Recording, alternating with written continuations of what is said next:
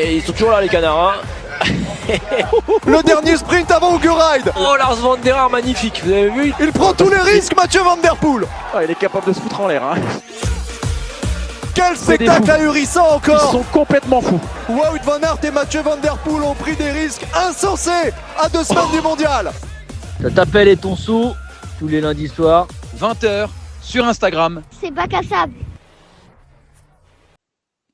Avec mon petit chauve, Comment va mon Tive? on en profite vite avant que le grand chauve arrive. Je me dis quand même qu'un épisode de Bac à sable, que tous les deux, ça fera un carton, mais on est obligé quand même de l'accepter. Il nous a fait un rendu en or. Et puis, est-ce qu'on se ferait pas un petit retour rapide sur le cyclocross Saint-Étienne-les-Remiremont quand même, Ah, mais, avant qu'il arrive? Avant qu'il arrive, il Une a fait petite déjà. minute ou deux. Bah non, on n'a pas fait, vu c'était l'épisode dernier était lundi. Exact, exact. Est-ce que d'entrée de jeu, on lui dit salut 53e? Salut le nouveau coureur de la SPTT 3. On sait toujours pas d'ailleurs pourquoi on a été mis dans ces clubs-là. En tout cas, ce qui est sûr, c'est qu'il a quand même pris un sacré tir. Et Ouais. on envoie tout de suite un gros bisou à Océane. Je sais pas si elle nous regarde, mais la vidéo qu'elle nous a fait quand même. Ouais, non. Et, Top. et Tonio, heureusement qu'il a fait le job la veille, qu'il est pas venu avec nous. Ouais. Donc, hein. Attends, ça me met Jérémy Chocot ne peut pas participer. Merde. Ah, j'ai l'impression que le compte bac à sable là. Ah, attends, Jérémy, je vais essayer une autre manœuvre. Tu l'as blacklist. Je sais pas, c'est bizarre. Ah, il est là. Ah, je crois qu'il nous a entendus. Je suis là depuis le début. Hein. Je vous observais, j'attendais de voir les conneries que vous alliez sortir. Elle est sympa ta casquette. Ah non, c'est pas une casquette. Non, Ah c'est oui. pas. Là, ça peut faire un Ouais. chapeau là. Ça fait pas mal. Déconnant. Bon, ça va, messieurs? Écoute, nous ça va nickel, on a super bien récupéré. Et toi, Jérém? Ouais, bah au top, au top. Tu sais, quand t'enchaînes les top 10 comme ça en compétition, ça fait du bien au moral. Top 5. Top 5. Top 50. Ouais, franchement, j'aurais adoré faire un débrief, remirement et tout, mais il y a tellement d'actu que là, clairement, on a Ouais, pas- grave. Non, on n'a Donc. pas le temps, surtout qu'Amandine, je pense qu'elle sera à l'heure. Donc 20h30, je lui ai dit qu'elle passe et qu'elle vienne sur la demi-heure. Donc on a une demi-heure pour débriefer l'actu des derniers jours et des dernières heures. Et on parlera de Saint-Etienne. Il y a déjà des dingueries dans le truc. Ouais. Ah oui, on fera un épisode, bien évidemment. On fera un épisode, Comment ça a jamais été discuté, ça. Bah, Que là, voilà, personne n'a on dit. l'annonce en direct, comme ça, On tu fera. pourras pas dire non. On annonce qu'on fera un épisode complet sur le D'accord. début du week-end. Je pense pas que ce soit nécessaire. Et puis, Si, Ah, parce que moi, les gens m'ont dit la vidéo est top, mais vraiment, Exact. on voudrait le backstage du backstage, en fait. Oui, toujours plus. Voilà. Bon, il s'est passé quand même pas mal de choses depuis le dernier épisode. On était à côté de toi, Tiv, là, sur la petite table. En studio. En studio, avec les oreillettes de Nagui. On va pas reparler forcément trop de Nîmes parce que c'est loin. En revanche, Tonio, t'as commenté les 2 courses de ce week-end. Est-ce que tu peux nous faire un petit retour? Comment t'as trouvé les courses avant de s'intéresser au vif du sujet? On a l'impression que chez les dames, ça se décante très très vite. Par contre, chez les hommes, le suspense est quand même plus souvent préservé. Ouais, alors chez les femmes, autant on s'était régalé en début de saison avec une Lucinda Brandt un peu plus discrète et effectivement il y avait de la surprise, il y avait du match. Autant là, ce week-end, elle nous a assommé les 2 crosses. Alors le cross du samedi, elle a mis un peu plus de temps. Je pense qu'elle avait un mauvais choix de boyaux au début, donc le temps qu'elle se remette sur les bons boyaux. Et au bout de 20 minutes, je crois, elle nous a plié le cross. Et dimanche, c'était encore pire. Au premier virage, elle a pris le large et elles l'ont jamais revu. Après, on peut pas lui en vouloir, hein, Lucinda Brandt, hein. On peut pas lui en vouloir d'être au-dessus de la meute. Elle a signé, on y reviendra tout à l'heure, je pense, sur son 50e podium. Alors la stade, visiblement, elle s'en foutait un peu. Elle a dit, ouais, c'est bien, les journalistes vont arrêter de m'en parler. Bon, voilà, en gros, elle s'en cognait. Mais voilà, 50e podium, je pense que, je sais pas si t'as regardé de ton côté, mais je pense que c'est un record qui a jamais été même approché. Et chez les hommes, on a eu plus de suspense sur les courses. Un Nieuwenhuis un petit peu, alors on va en parler aussi. Nieuwenhuis qui a des galères à chaque fois. Merckx, il y a un petit teasing qui est fait, enfin une petite vidéo qui est faite par Flanders là et le Super Prestige qui est super sympa à regarder. Vous avez toutes ces galères. La première chute, la deuxième chute, il déraille, il fait ci, il fait ça. C'est vrai que jamais de la vie on l'aurait vu revenir samedi du côté de Merckx. Dimanche, enfin, moins bien. Et on a eu surtout vu un très très bon Cameron Mason et avec un Thibaut Nice très malin qui a bien manœuvré sur la fin de course. Bon résumé Voilà tout pour ça. moi. Dis donc, c'est bien, ouais. Très bien résumé. Moi, juste par rapport aux filles, et on ne va pas s'étaler sur la domination de Lucinda Brandt, mais c'est un petit peu, les gars, il serait quand même grand temps que toutes les absentes reviennent. Ouais. Parce que Van Alphen, très beau. Inge van der Heyden, très bien. Derrière, on sent que ça bouscule. On a Julie Brouwers qui est en train de revenir dans le match. Mais quid quand même, quid de Casasola, qui était très forte depuis le début de saison, blessée, qui n'est pas là. Quid de Van Empel, quid de Van Anrooy, quid de Schreiber, quid de toutes les SD Works, même de Blancavas, on sait pas où elle est, etc. Disparu. Je trouve qu'il y a beaucoup d'absentes pour l'instant chez les filles. Schreiber, Entre elle est les revenue. Hein.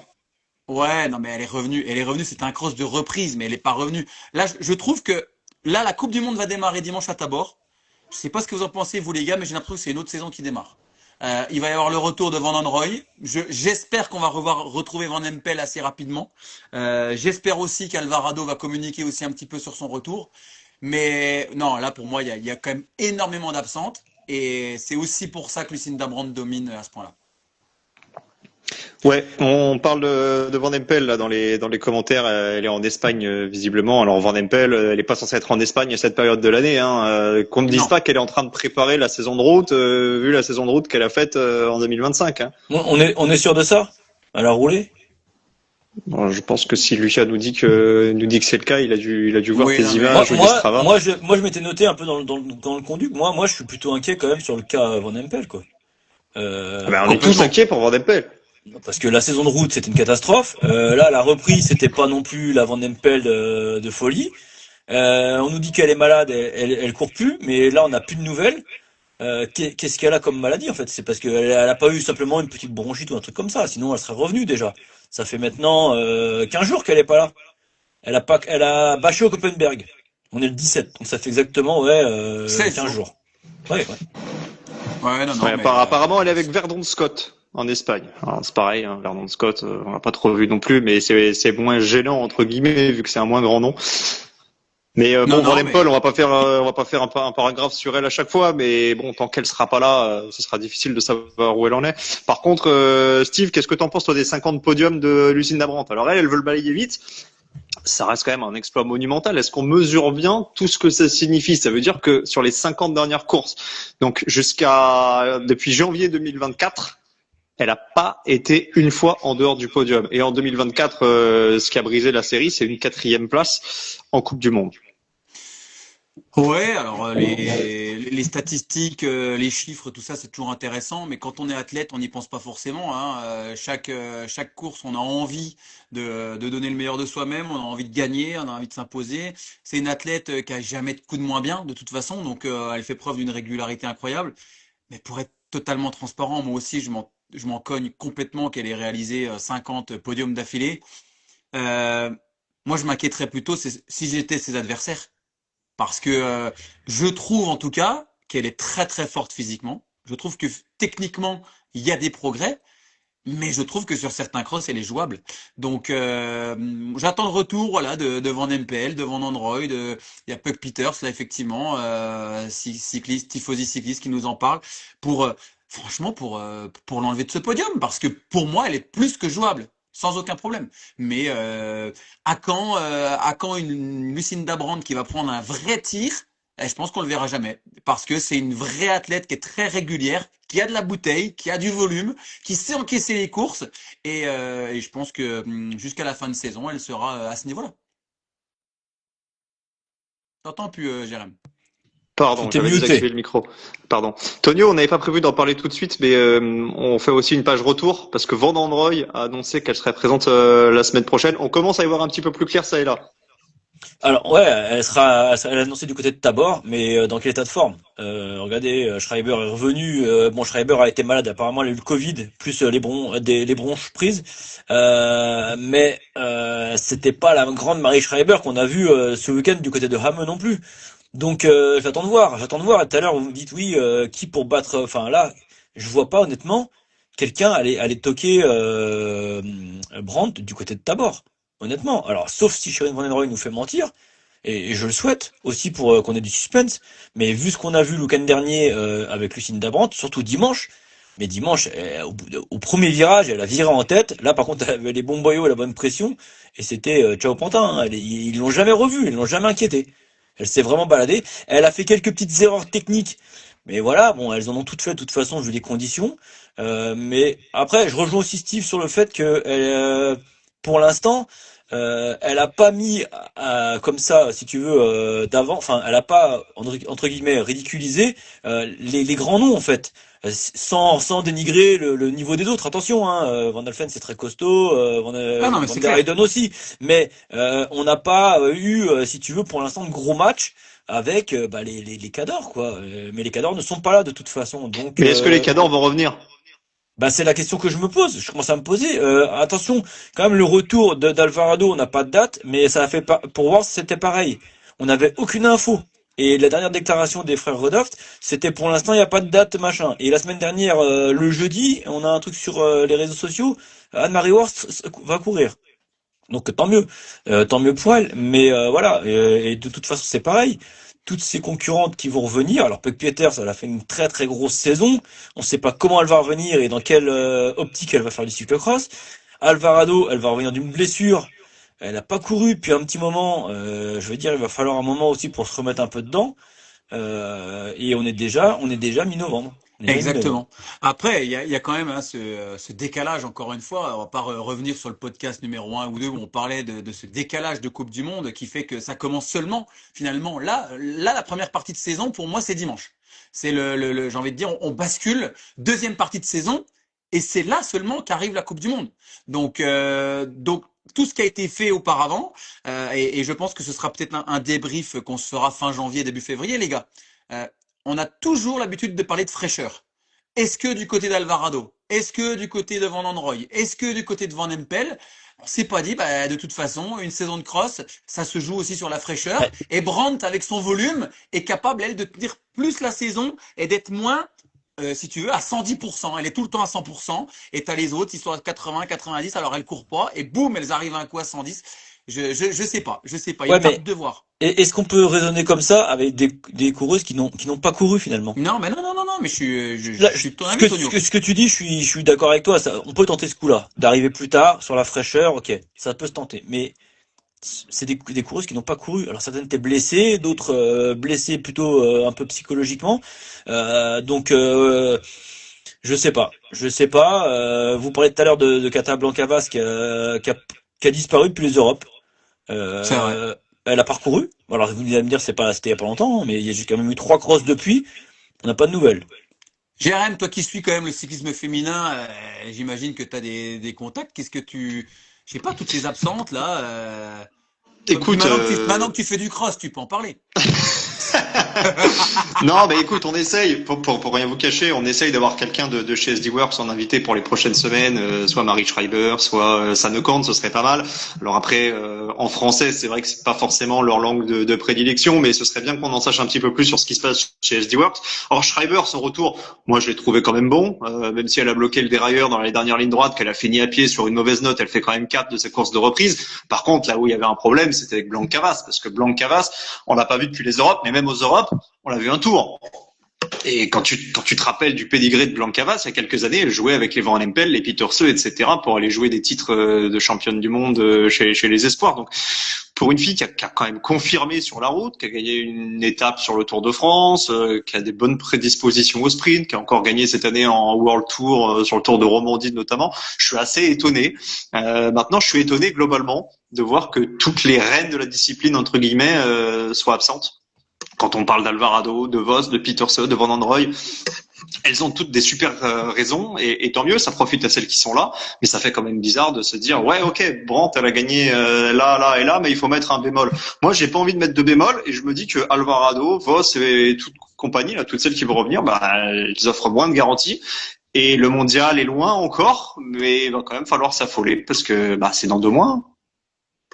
Ah non, mais ça va arriver très très vite et effectivement, pendant que tu parlais, Jérém, je réfléchissais aux vrais spécialistes du cross et finalement, mais c'est elles qui sont absentes.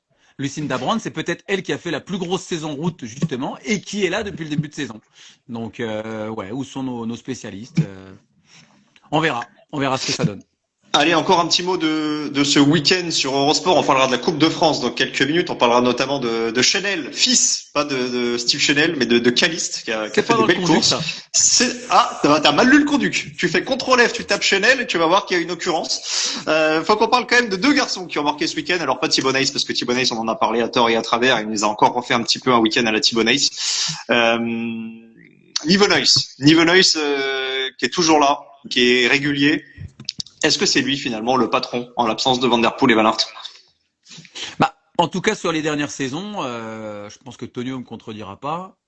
Lorsqu'il y avait un championnat international et qui était à côté et qui était là à essayer en tout cas et à tenter à souvent réussir à part Iserbyt, c'était Nivenois. C'est celui qui nous a montré le plus de garanties sur les grands rendez-vous. Après, il faisait pas preuve d'une grande régularité. Mais moi, j'ai toujours tendance à rappeler, quand je commente, que Nivenois, c'est pas n'importe qui. C'est un mec qui a été champion du monde chez les Espoirs, qui est parti sur la route. Et rappelez-vous ce que nous disait Clément Venturini lors du premier podcast.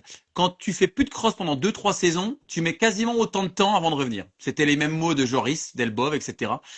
J'ai l'impression que d'avoir fait encore une saison en gravel, d'avoir progressé encore en technique, de réussir à garder son calme parce que c'est un garçon qui est ultra calme.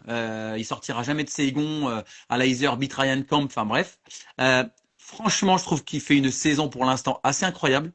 Et je pense même qu'avec un tout petit peu plus d'agressivité, je pense qu'il aurait encore un plus gros palmarès. Mais pour moi, c'est vraiment un garçon à suivre. Et si j'étais manager d'équipe, je le prendrais parce que on sent que c'est un garçon qu'on a encore sous le pied.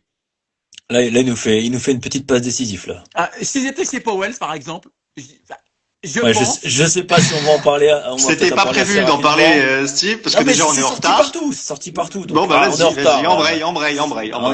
Non, pour revenir rapidement sur Nivenois, oui, mais il y a quand même ces petites lacunes encore techniques.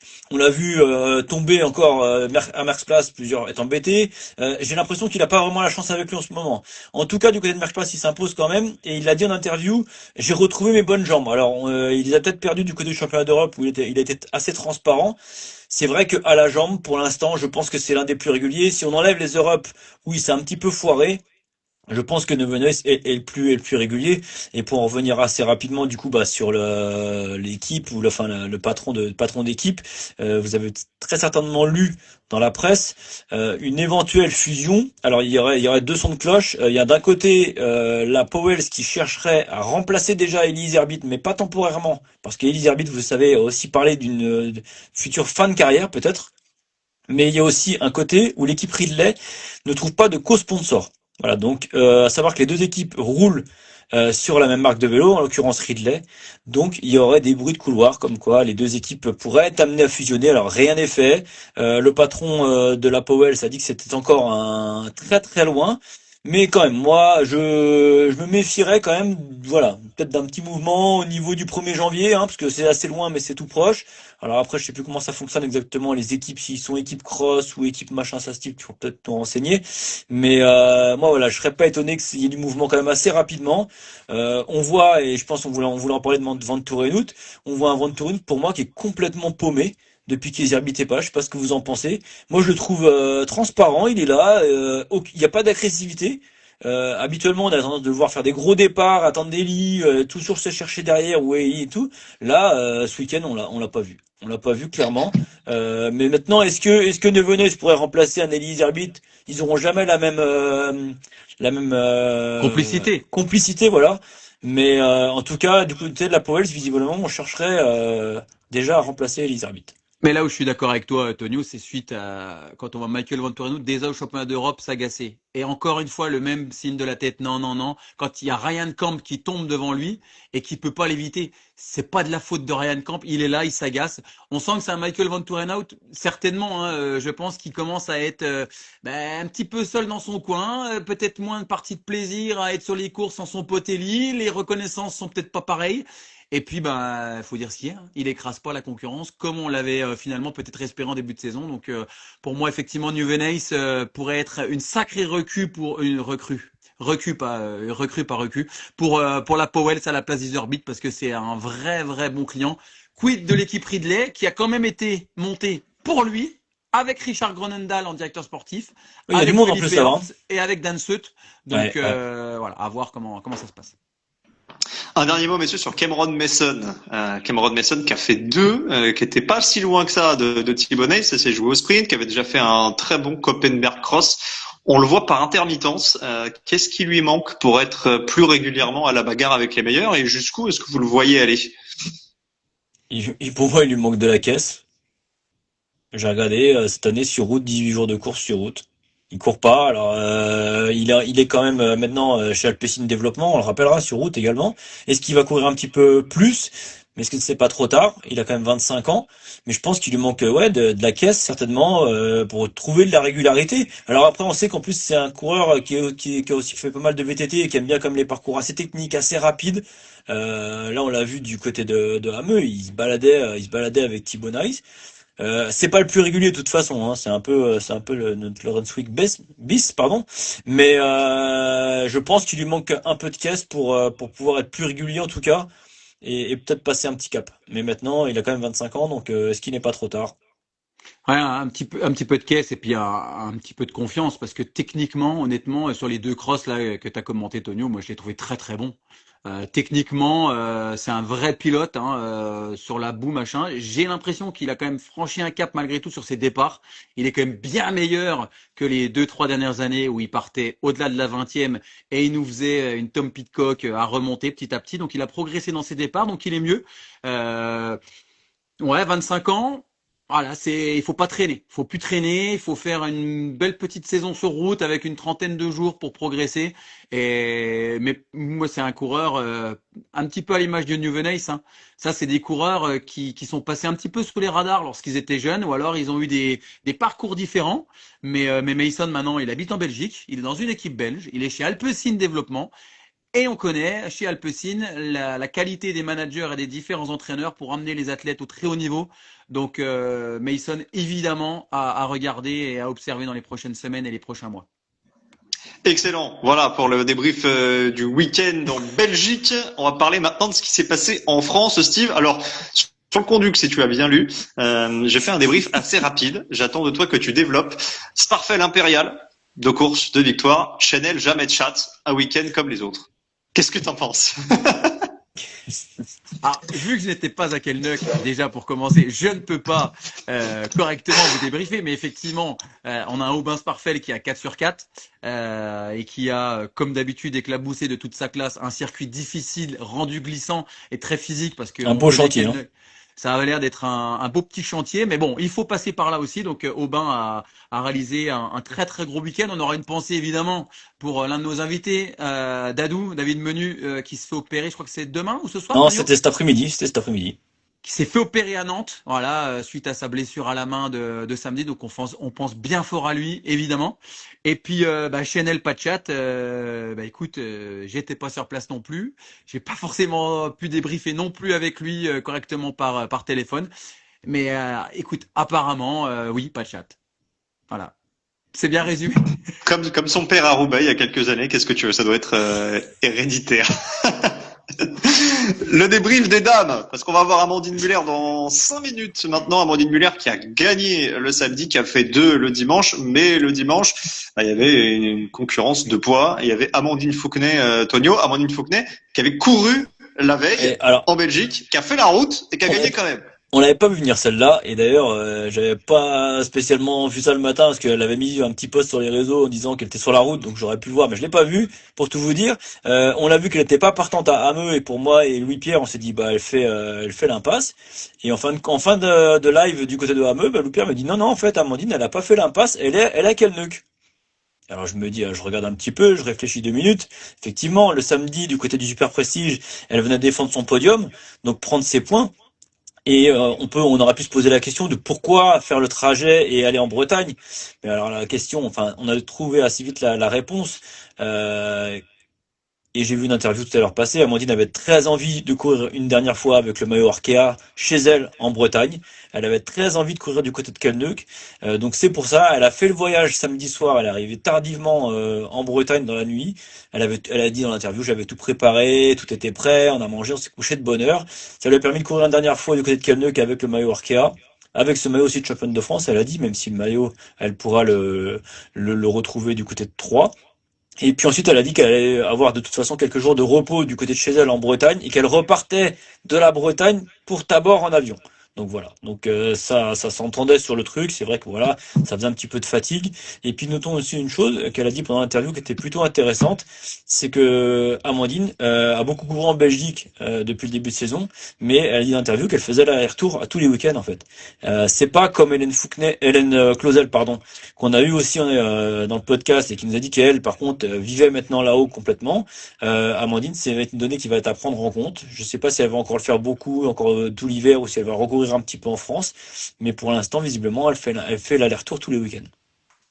Et Steve, est-ce que c'est important aussi dans la tête d'un coureur le fait de renouer avec la victoire? Parce que même si Amandine Fouquenet elle réalise un super début de saison en Belgique, avec Brandt, avec toutes les meilleures mondiales qui courent en super prestige et en X2O, forcément c'est plus difficile d'aller chercher la gagne. Là au moins, ça fait une victoire dans la besace. Exactement, une gagne c'est une gagne, il n'y a pas de petite gagne, il faut toujours être capable de lever les bras, de toquer ses adversaires pour l'emporter.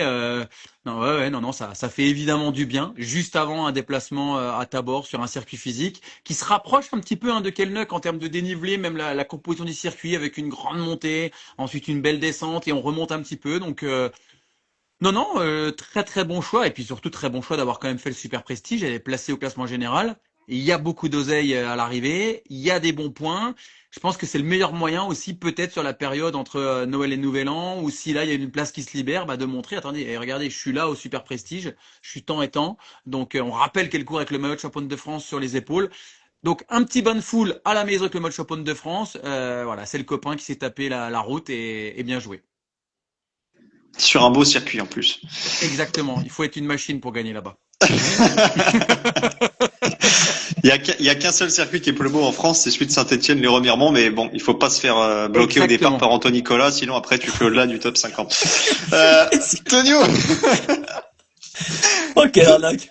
Tonio, il Ouais. reste 3 minutes avant d'accueillir Amandine. Faut faire le point sur la reprise des différents On coureurs. avait dit qu'on parlait des JO. Ah oui, les Jérém. JO. Oh là là, j'ai complètement oublié les Et jeux. les JO, il les a pas mis dans le conduit. Je les ai Non, pas mais mis dans le conduit et j'ai ça. préparé mon truc Et tout. ça Ah ouais, n'a d'accord. alerté personne.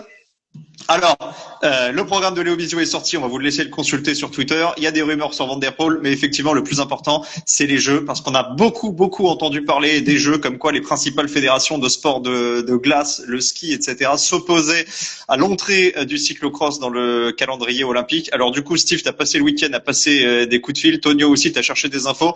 T'as 3-4 minutes là pour nous faire un récap de tout ce que tu sais et tout ce que tu as appris.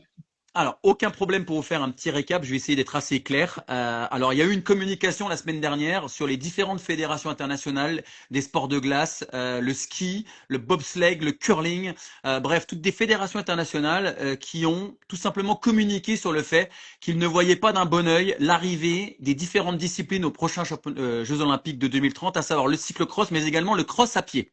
Alors, cette communication a été faite pour tout vous dire et pour avoir discuté avec quelques personnes qui sont bien placées, comme ça, là, de but en blanc, ils s'attendaient à une communication aussi négative de leur part, bien en amont de ce qui est en train de se passer là. Je sais pas vous ce que vous en pensez, moi j'ai trouvé ça aussi, ça a été relayé très rapidement sur différents sites, mais il n'y a aucun grand média, en tout cas, qui a mis en avant ce refus des différentes fédérations de ne pas accepter, entre guillemets, le cyclocross aux Jeux Olympiques. Juste, il faut rappeler, toutes ces fédérations n'ont aucun droit et aucun pouvoir de décision ou de voter au congrès du CIO qui aura lieu là aux Jeux Olympiques de février pour dire si oui ou non on prend le cyclocross aux Jeux Olympiques. Si nous demain on dit qu'on n'est pas d'accord avec la lumière sur les Champs-Élysées, la mairie de Paris va pas savoir et s'en contrebalance qu'il y ait de la lumière ou non sur les Champs-Élysées. En gros,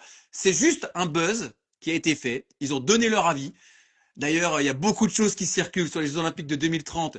Pour être tout à fait honnête, le CIO, je crois, ne regarde même pas ce qui se dit. Ils ont une idée en tête. Et ce que j'ai noté par rapport, et pour répondre aux différents auditeurs qui nous écoutent et qui seraient éventuellement des skieurs, des curlingers, des sauteurs à ski ou autres, juste pour vous rappeler. Le cyclocross sur un championnat du monde et sur les épreuves internationales, c'est 50 000 personnes entrée payante. c'est une fête populaire indéniable. Pas d'aménagement hors de prix tout au long de l'année, un simple circuit. Une neige de plus en plus rare. Au niveau écologique, beaucoup plus facile de tracer un parcours où on veut. Comme le cross à pied. Beaucoup de pays peuvent participer au cyclocross et n'ont pas forcément accès aux différentes pistes de ski.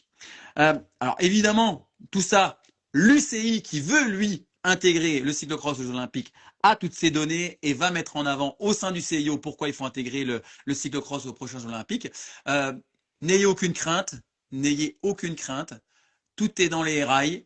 Le président de l'UCI, David Lapartien, continue à soutenir au sein du CIO la candidature du cyclocross aux Jeux Olympiques. Sébastien Coe et également pour l'athlétisme promouvoit le cross à pied pour l'intégration aux Jeux Olympiques.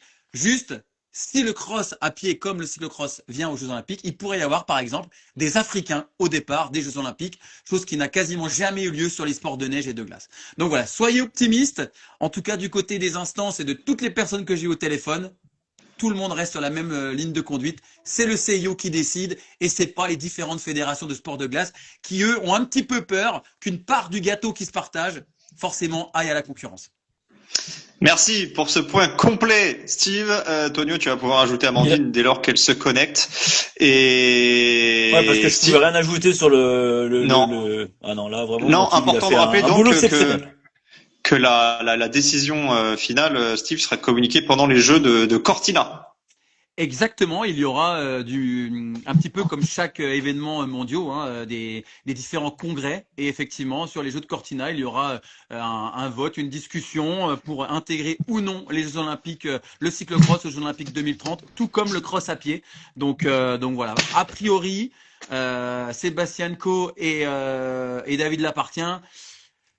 Bon, s'ils se lancent dans la campagne, c'est pas des moutons. Hein. Je pense que ça devrait en tout cas le faire. Il faut rester optimiste. Pas mal. Amandine est bien là, messieurs. Hein. Allez, Dès que la régie me dit OK, la régie dit OK là. La régie OK. Ah, Donc, ok, 32. ok. OK. Maintenant, on m'a dit pour C'est respecter les Steve. ordres. On m'a dit pour respecter les ordres de la régie. Mais oui, parce que d'habitude tu fais pas valider des des dingueries comme invités qui d'habitude. arrivent comme Oh, ça. oh, bah ça va, j'apprends. Et je découvre. Alors attention. Il y avait également Danny Chenel toujours hein, dans les demandes. Mais Dani, je suis invité. Toutes les semaines, Danny Chenel veut venir dans le live. Un jour, je vais cliquer sur oui. Hein. Ah, Salut voilà, Amandine. Bon, désolé Comment du ça va, léger Amandine retard, mais Steve avait trop d'infos à donner sur les Jeux Olympiques. Donc on te prend avec 3 minutes de retard, on est désolé. Pas de souci. Bon, ça se passe plutôt pas mal pour toi. Raconte-nous comment t'as vécu ces dernières semaines. Il y a eu ce Koppenberg Cross qui t'a permis de te montrer déjà, 6e à l'arrivée. Il y a le podium au championnat d'Europe. Et là, ce week-end, première victoire en élite. Bah ouais, j'ai pu participer au Koppenberg Cross. C'était une très belle course, très dure. Mais ouais, c'était vraiment sympa de pouvoir courir avec les élites. Et puis, bah, c'était de belles conditions pour du cyclocross. C'était bien pour eux. Et puis, bah ouais, c'était vraiment du gros niveau quand même. Il y avait pas mal de filles. Et puis, bah voilà, j'ai adoré. Hein. Et j'ai pu faire un top 10, alors c'était très bien. Ah, mieux qu'un top 10 au Copenhague. Franchement, moi j'étais au commentaire, tu m'as impressionné parce que bah, c'est vrai, moi perso, je connais tes qualités, tu franchis les paliers petit à petit, mais être capable de marcher et faire ce que tu as fait au Copenhague, déjà je pense que ça t'a mis énormément en confiance avant les championnats d'Europe et surtout sur un circuit aussi physique, ça montre quand même que tu as passé un cap. Donc j'imagine que tu es arrivé au championnat d'Europe avec le plein de confiance, puis du coup tu as été chercher cette première médaille. Bah après, c'était quand même des circuits vachement différents. C'était pas sûr de pouvoir être autant bien au Copenhague que au championnat d'Europe, mais ouais, c'est vrai que ça m'a quand même mis en confiance vu que j'ai pu faire une bonne course et j'étais en forme au Copenhague, alors ça met dans de bonnes conditions pour les autres courses, quoi. Après, ouais, le sable, j'étais un peu moins à l'aise quand même, mais j'ai quand même réussi à bien me débrouiller. Raconte-nous un petit peu les émotions que c'est de monter sur un podium européen et puis derrière de remporter une Coupe de France pour la première fois. Ben, c'était franchement sympa. Hein. Après, ouais, pour les championnats d'Europe, j'espérais, c'est sûr, faire un podium. Après, je savais pas trop vu que j'avais pu faire la course au Copenhague avec les élites, mais il n'y avait pas mes autres concurrentes, enfin U23, donc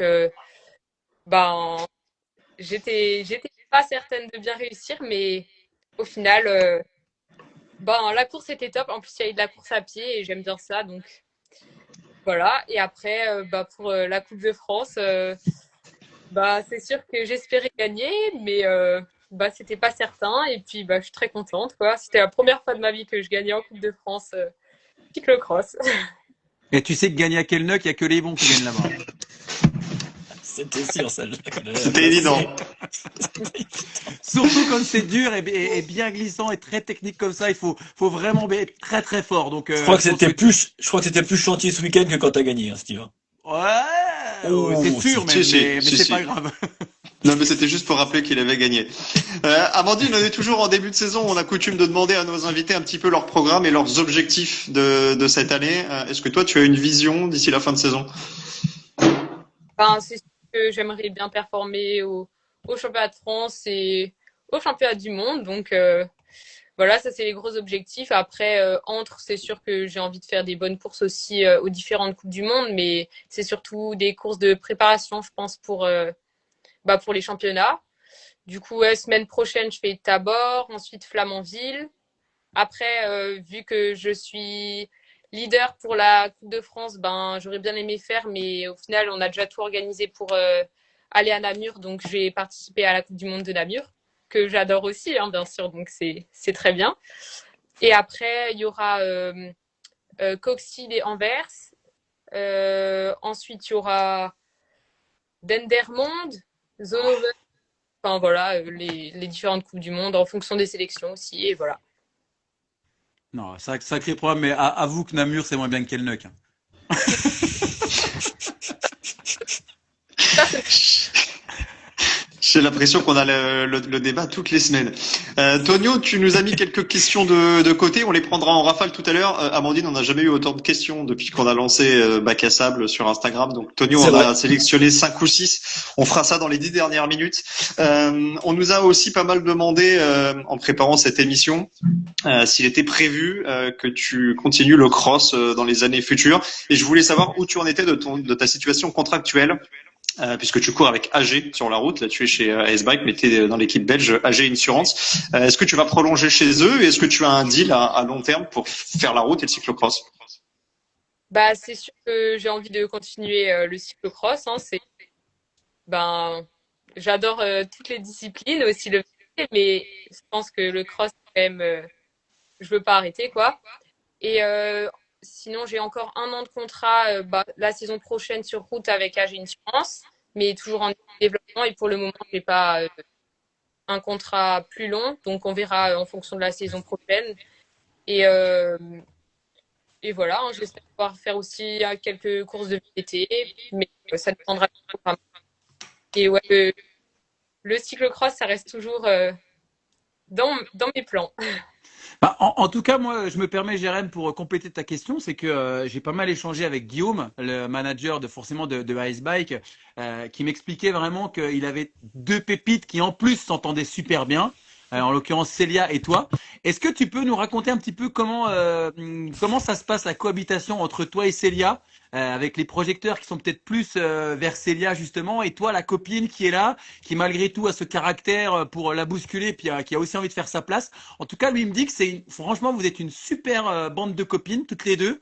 Vous vous entendez à merveille et que pour lui c'est presque plus important que vous vous entendiez bien et que vous portiez les deux le maillot Ice Bike. Donc raconte-nous un petit peu justement cette complicité que tu as avec Célia au sein du team Ice Bike. France Litry, n'oublie pas. Et ouais. Franchement, ouais, c'est top qu'on puisse tout le temps être toutes les deux. On adore être ensemble et je pense on se complète vu qu'on est assez différentes et puis du coup on s'apporte à chacune des choses. Elle me cadre un peu, on va dire, et voilà. Et puis, ouais, c'est toujours bien d'être sur les courses ensemble.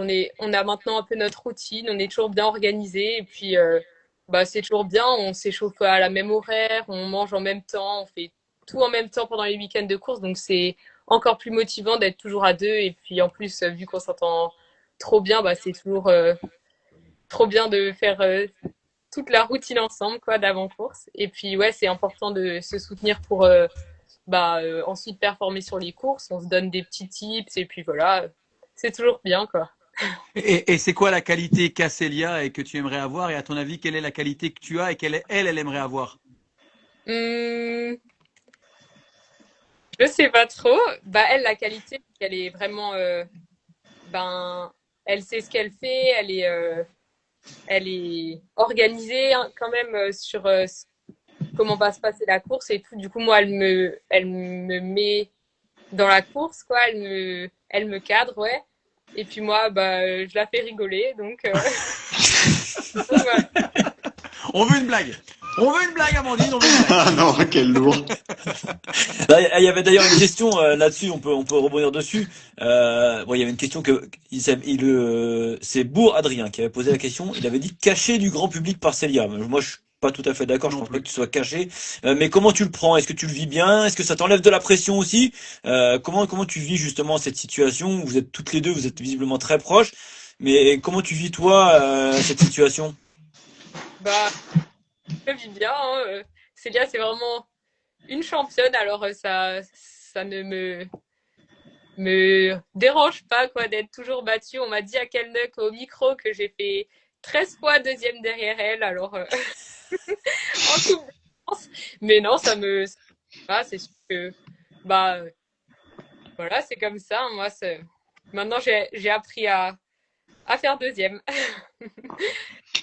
En parlant de tes coéquipières, alors là, pas chez Icebike, mais sur la saison sur route, tu as pu côtoyer, notamment sur le Tour de Norvège, des grandes championnes, Justine Rekir, Ashley Moolman, il y avait Sarah Giganti, tu as couru aussi avec Léonie Benveld. Qu'est-ce que tu as appris de toutes ces coureuses-là, même si c'était assez furtif dans la saison, que ça se compte en jours et pas forcément en semaines, mais j'imagine que courir au contact de coureuses comme ça te permet aussi de grandir. Bah, c'est sûr que surtout au Tour de Norvège et aux courses que j'ai pu faire avec l'équipe, j'étais pas en pleine forme. Alors les filles, elles m'ont bah, quand même bien soutenue. Elles étaient très sympas avec moi, même si moi j'ai pas pu trop les aider pendant les courses, quoi. Donc bah ouais, c'était top de pouvoir bah, vivre ces courses avec elles. Et puis bah, elles étaient toujours compréhensives et puis ben ouais, c'était top de pouvoir faire les courses avec elles. Elles étaient bah, à fond, sereines et puis ben c'était plutôt sympa de pouvoir découvrir ça. On a l'impression que, alors, c'est une vue de l'extérieur et aussi parce que sur le Tour de France, ça a très bien marché pour AG, mais on a l'impression que c'est peut-être pas comme Icebike, mais que c'est quand même une famille où tout le monde s'entend très bien. T'as aussi des bons rapports avec Léonie Benveld ou pas? Parce que vous êtes adversaires maintenant, mais le reste de l'année, vous courez sous le même maillot et finalement, vous êtes tous retrouvés, Célia, toi et elle, sur le podium des Europes. Mm. Ouais, c'est vrai que en plus avant le championnat d'Europe, il y avait le DS de AG qui était là. Il nous a dit j'espère vous voir toutes les deux sur le podium et du coup ben on a réussi à faire ça donc c'était top. Mais ouais, sinon bah moi j'ai pas fait énormément de courses avec AG cette année, mais au stage et aux différentes courses que j'ai pu faire, ouais, bah ils sont vraiment c'est familial. Ouais, c'est vrai qu'ils sont tous très sympas et puis ben même si moi j'ai pas fait ma meilleure saison sur route au niveau international, ils étaient très compréhensifs et puis bah ouais, c'était vraiment bien.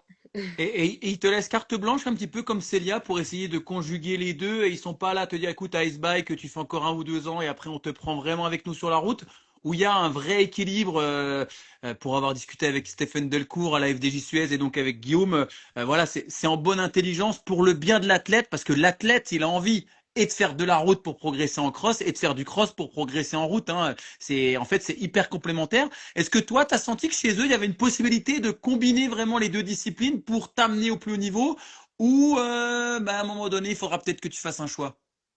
Bah à la base, eux, je crois, ils avaient une équipe de cyclocross aussi, donc je pense que ça les dérange pas que je concilie les deux. Donc bah pour le moment, ils m'ont pas du tout demandé de faire un choix et tout, ça leur va très bien que je m'organise comme ça. C'est juste que ben peut-être qu'ils aimeraient que je fasse une saison plus longue ou quoi, mais du coup on a réussi à s'organiser pour bah, que je fasse la saison de cyclocross de fin septembre à début février et la saison route le reste de l'année. Donc pour le moment c'est comme ça. On n'en a pas discuté vraiment pour les années à suivre. J'ai vu passer une question là dans le chat quand on parlait de ton équipe sur route, ce qui m'amène à t'en poser une deuxième en même temps. Je crois que c'est Actus Cyclisme Féminin qui demandait si ça te plairait un jour de courir dans la même équipe que ta sœur. Et justement, je voulais savoir quel lien est-ce que vous avez. Évidemment, vous êtes liés par la passion du vélo, mais laquelle des deux a entraîné l'autre dans le délire? Est-ce que vous roulez souvent ensemble? Voilà, comment ça se passe un petit peu dans la famille? Bah ouais, nos parents, ils faisaient du vélo quand ils étaient plus jeunes, mais ils nous ont pas, enfin, on en faisait avec eux, mais ils nous ont pas vraiment incités à faire de la compétition. Du coup, ensuite, quand j'avais 12 ans, mon père, il m'a proposé quand même d'essayer du cyclocross, donc j'ai pu commencer et j'ai ensuite évolué, fait cyclocross, route et VTT. Et il y a 2 ans, 3 ans, ma sœur, elle a commencé aussi à en faire avec nous, et du coup, c'est moi qui l'ai incité à en faire et maintenant bah ouais on adore, on s'entraîne ensemble quand on peut parce qu'on n'a pas toujours les mêmes entraînements. Elle fait surtout route, un peu de gravel et moi je fais route, VTT, cyclocross, donc c'est quand même des programmes un peu différents, mais ouais dès qu'on peut ben on s'entraîne ensemble, hein, c'est vraiment top, ouais. Et vous avez vécu un grand moment sur route puisque vous avez partagé un podium. Alors c'était sur les chronos des championnats de France Espoir. T'as gagné devant ta sœur alors que ta sœur avait fini devant toi au championnat de France Élite. Ouais, bah ouais, c'était assez choquant. On était trop contentes de faire toutes les deux sur le podium. Après, peu importe qui gagnait, mais moi, je m'attendais pas à que ce soit moi. Mais bon, dans tous les cas, on était très contentes. Ouais, c'était assez spécial de pouvoir être toutes les deux ensemble sur le podium. Et bon, on a adoré. Le chrono, justement, ça fait partie de tes qualités principales sur la route. Est-ce que tu réussis déjà à te définir ou est-ce que, comme pas mal de jeunes qui démarrent leur carrière, tu recherches encore ton meilleur profil? Je sais pas trop. C'est vrai que j'adore le vélo de contre-la-montre. J'adore faire des chronos, vu que c'est un effort solitaire où il faut se mettre à bloc. C'est assez dur de se mettre à bloc tout seul, mais j'adore vu que on n'est pas en peloton et tout, donc ça fait un peu moins peur et on se concentre sur notre effort. Et puis ça va, pour le moment, j'ai bien réussi à gérer mes différents chronos, mais après sur route, je sais pas exactement quel profil j'ai. Je sais pas, j'aime bien, je suis un peu puncheuse, je sais pas trop. Ouais, t'es tout. Je- Tu peux gagner partout. Les crossman et les crosswomen, ils peuvent gagner partout. T'emmerdes pas à choisir, tu peux tout claquer. J'espère.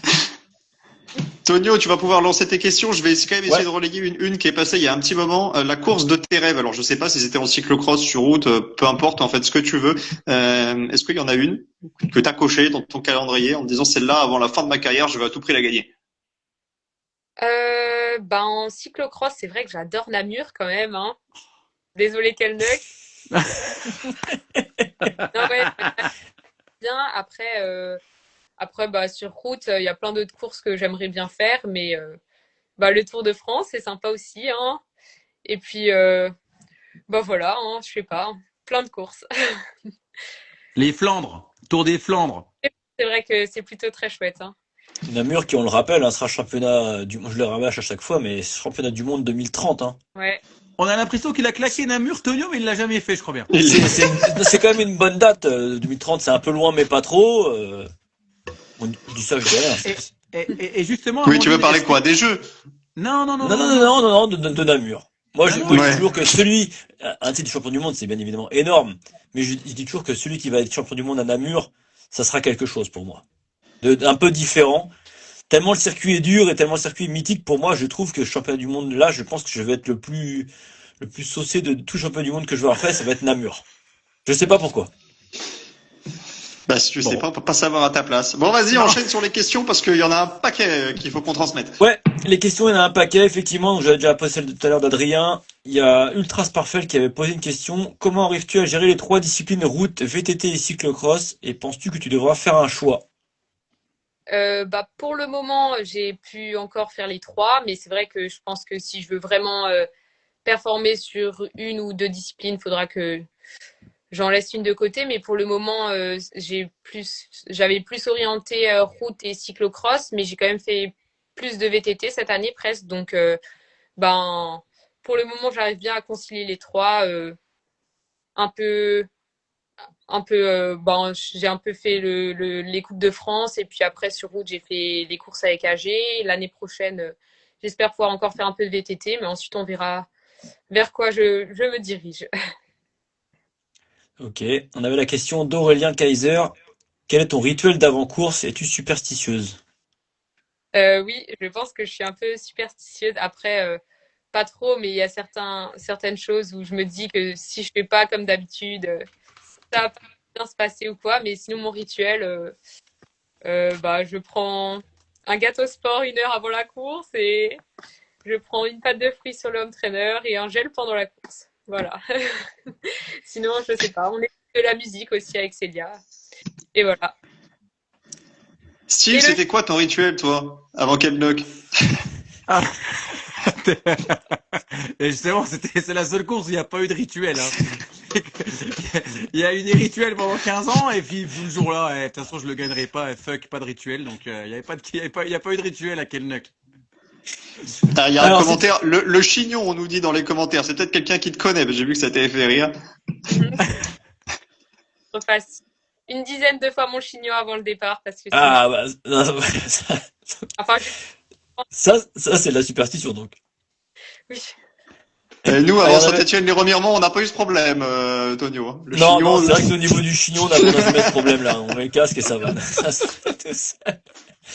Il y avait JL Maxime qui avait posé la question. Quel est ton point fort en cyclocross et également ton point faible que tu essaies de corriger d'ailleurs? Enfin, que tu corriges, tu tentes de corriger. Euh, point fort, bah, ça va, je me débrouille assez bien techniquement, mais je suis plutôt forte en course à pied, ça va, donc ça, j'arrive à bien me débrouiller. Après, c'est pas vraiment sur le vélo, donc voilà, mais après, bah ouais, j'aime bien la boue, en tout cas. Et après, il faudrait que je progresse un peu dans le sable.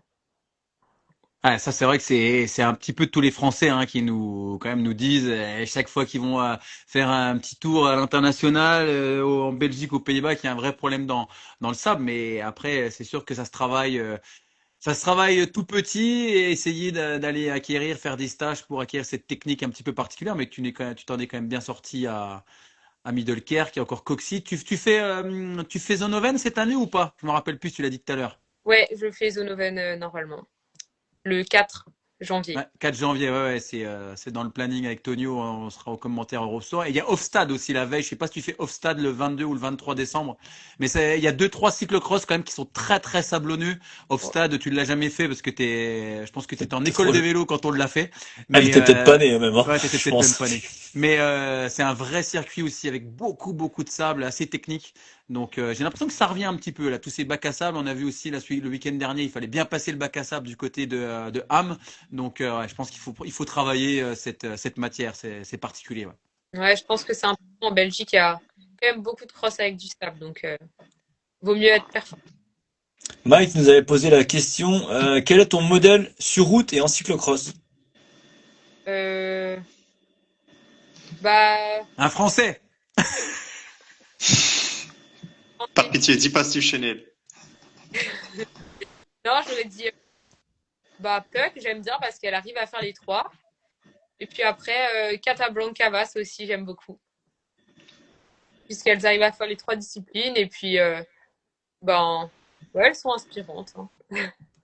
Et quand tu étais jeune, t'étais pas fan d'un sportif en particulier ou t'étais fan justement déjà, il y en a un qui met PFP, etc. Est-ce que t'avais une idole comme ça quand t'étais gamine?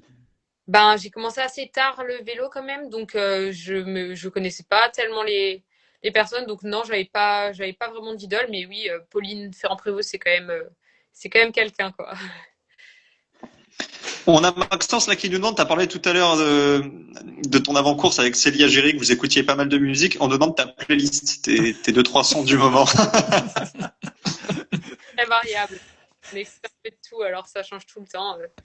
J'en ai pas une précise, désolée. Pas grave. Et moi j'avais une petite question parce que il y avait donc Caliste qui était au championnat d'Europe et j'ai pas eu de petites vidéos, de petites photos, de petites insights de l'équipe de France. Comment ça s'est passé la cohabitation avec les juniors, avec les élites, avec les espoirs? Parce que on a eu le son de David, Menu, Dadou, le capitaine évidemment, mais entre jeunes, entre vous, comment ça s'est passé cette cohabitation? Bah, ça s'est bien passé, hein. Avec Célia, on était allé faire la reco avec les juniors garçons, justement. pas très sympa, hein, ouais. On est allé au circuit ensemble et puis après on se rejoint au repas. Ouais, c'est plutôt sympa, hein. Il a été poli? Ouais. Le mec, en fait, il menait l'enquête, en fait, on le sait. Le vieux père, tu sais, qui gère Il ça. veut juste Et savoir si Caliste, il s'est pas mis une murge la veille en il s'est discothèque. couché tard. Mais Il s'est couché tard. pourquoi t'as mis les autres dans la sauce? Dis, est-ce que Caliste a été... Oui, oui, oui. Bah oui, Célia, Vas-y. pourquoi ils me font passer? C'est vraiment des Ouais, sacrés par contre, c'est compères, Amandine. C'est Célia, c'est sa coéquipière. Oui, Mais Amandine, pardon. c'est pas grave, puisque Louis-Pierre, il appelle Anthony Steve sur Ouais. Eurosport. Vas-y, Tonio, continue. Allez, une petite dernière. D'Aurélien Kaiser, donc décidément. Comment arrive-t-elle à rebondir après un échec? Qu'est-ce qui te remotive à rebondir après un échec? Alors, on rebondit toujours après un échec, mais qu'est-ce qui te, ouais, comment tu rebondis Après un échec. après un cross où tu as eu une déception, quoi. Ben, bah souvent, du coup, il y a un peu de doute pour la course d'après, mais bah si ça se passe bien, ça remotive tout de suite. Après, je sais pas trop. Après un échec, bah c'est sûr que je suis un peu déçue, quoi, mais bon, on essaye de passer à autre chose rapidement et puis voilà, hein, s'il y a une course qui se passe bien la semaine d'après, bah la déception est derrière moi. Oui, t'es pas du genre à t'attarder 15 ans sur la contre-performance. Il y a des courses tous les week-ends. C'est pas grave, ça peut arriver, quoi. Ouais, ça peut arriver. Après, si ça se répète, c'est sûr que c'est un peu perturbant, mais si ça passe assez rapidement, c'est bon. Amandine, juste avant que tu arrives, tout à l'heure, on faisait un petit point sur l'inclusion ou pas du cyclocross au calendrier des Jeux Olympiques. Et j'aimerais ton avis là-dessus parce que tu fais aussi du VTT et le VTT est déjà au programme des Jeux. Toi, en tant qu'athlète polydiscipline, est-ce que c'est un événement qui te fait particulièrement rêver? Parce que le vélo, c'est pas forcément le sport phare au jeu, mais est-ce que toi, au fond de ta tête, tu dis, ah, ce serait quand même sympa de faire les Jeux d'été en VTT, les Jeux d'hiver en cross, peut-être aussi sur route? Bah, c'est sûr que ouais, ce serait vraiment génial. C'est un événement assez fou, donc bah ouais. Après, en VTT, c'est sûr que ça me donne envie, mais techniquement, je suis plus trop dans le match. Après, en cyclocross, ça serait vraiment génial si ça pouvait être intégré au JO. J'aimerais beaucoup pouvoir y participer, ouais. Et sur route, bah aussi, hein, c'est sûr. Dans n'importe quelle discipline, ça fait rêver, je pense. J'ai l'impression que tu te fixes vraiment aucune limite et t'as bien raison, Amandine, parce que tu veux faire les jeux dans toutes les disciplines et tu peux les faire dans toutes les jeux. Et je pense qu'effectivement, c'est bien d'avancer à ton âge sans te mettre de barrière et chapeau parce que c'est pas forcément évident. Des fois, on te met dans des cases et là, tu dis, bah ouais, moi, cyclocross, VTT, route et t'as bien raison. En tout cas, je t'encourage vraiment à continuer avec cet état d'esprit. Bah merci, hein. Non, mais c'est important, c'est très très important. Trop souvent, on veut mettre les gamins dans des cases et là, c'est top. J'ai repris ma casquette de daron du cyclocross français. Et Calice, ça va? Il est pas trop sorti pendant le- Allez. Il voulait te la mettre, ça va. Je l'ai vu faire, je l'ai vu partir, je dis, il va lui en mettre une, là. Non, j'avais une dernière question pour toi, Amandine. Si tu veux faire un top 3 de tes circuits préférés. Alors, il y a Namur. Quels sont les Kenlock. 2-trois autres? Il y a pas Kenlock. Elle va pas te le rajouter. T'as parlé de la boue. T'as parlé de la boue. Tu nous as dit que t'allais à Termonde. Est-ce qu'il fait partie du lot, celui-là? Je l'ai pas encore fait, donc je sais pas encore. Mais j'espère. On m'a dit que c'était un circuit De merde. alors ça. Oh, c'est un beau circuit. C'est un beau circuit de merde. Si t'aimes Faut aimer- courir, faut aimer courir, quoi. faut que tu prennes Elle le aime vélo courir, le elle plus t'a léger dit. du monde. Le plus léger du monde. Tu prends un vélo à 4 kilos et tu pars tout en courant. Tu fais tout en courant. Tu cherches pas à comprendre. Bah, on verra ça en décembre alors, mais je pense qu'il peut me plaire. Mais sinon, j'aime beaucoup Ulst aussi. C'est un très beau circuit. Je trouve. Cette année, était pas... Ils ont dit que pour le mondial, ils changent peut-être, mais là, l'an passé, quand je l'ai fait, était vraiment top, ouais. Eh Il va ben, pas rendez-vous beaucoup changer non plus, hein. au mois de février. Justement, ça tombe bien, ce sera effectivement le lieu du mondial. 20h59, on est entré dans Une la minute, dernière minute. messieurs. Avant qu'Instagram Exactement. nous coupe, on va te remercier, Amandine, et te souhaiter bonne Merci chance pour la beaucoup. suite de la saison, qui est Merci déjà à toi. partie tambour battant. Et n'oublie pas, dans les rassemblements de l'équipe de France, de surveiller Caliste et veiller à ce qu'il soit bien poli.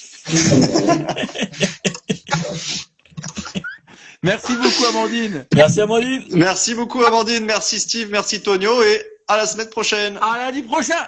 Salut. Ciao. Bye. Ciao. Ciao, ciao.